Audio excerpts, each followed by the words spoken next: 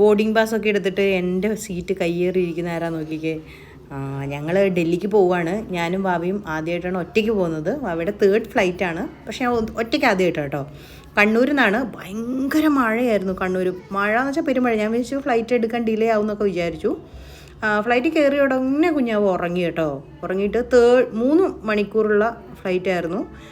ആദ്യത്തെ 2 മണിക്കൂർ പുള്ളിക്കാരൻ നല്ല സുഖമായിട്ട് ഉറങ്ങി. പിന്നെ ആകാശമൊക്കെ നല്ല അടിപൊളിയായി.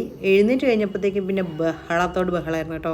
ഞങ്ങളുടെ ഭാഗ്യത്തിന് ഞങ്ങളുടെ റോയിൽ ഒരു സീറ്റ് ഒഴിവായിരുന്നു, ആരും ഇല്ലായിരുന്നു. അപ്പോൾ അതിനകത്തോട്ട് കളിപ്പാട്ടൊക്കെ വെച്ചിട്ട് ആൾ ഭയങ്കര കളിയായിരുന്നു. പിന്നെ കുറേ നേരം ഒന്നും കഴിച്ചില്ലല്ലോ എന്ന് ഓർത്തിട്ട് ഇതെന്താ സാധനം എന്നറിയോ, നമ്മുടെ മധുരക്കിഴങ്ങില്ലേ, സ്വീറ്റ് പൊട്ടറ്റോ, അത് പുഴുങ്ങിയിട്ട് ചെറിയ ചെറിയ ബോൾസ് ആക്കി കൊണ്ടുവന്നായിരുന്നു. അപ്പോൾ അത് കൊടുത്തു. കുറേ നേരം പിന്നെ ഇരുന്നു.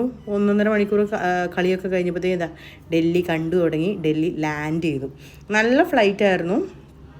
അധികം ബുദ്ധിമുട്ടൊന്നാക്കിയില്ല കേട്ടോ.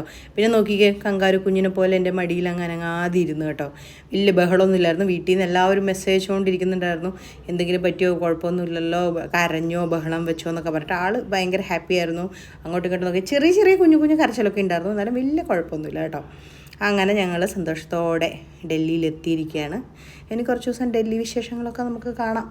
അപ്പോൾ ശരി, ബൈ, സി യു.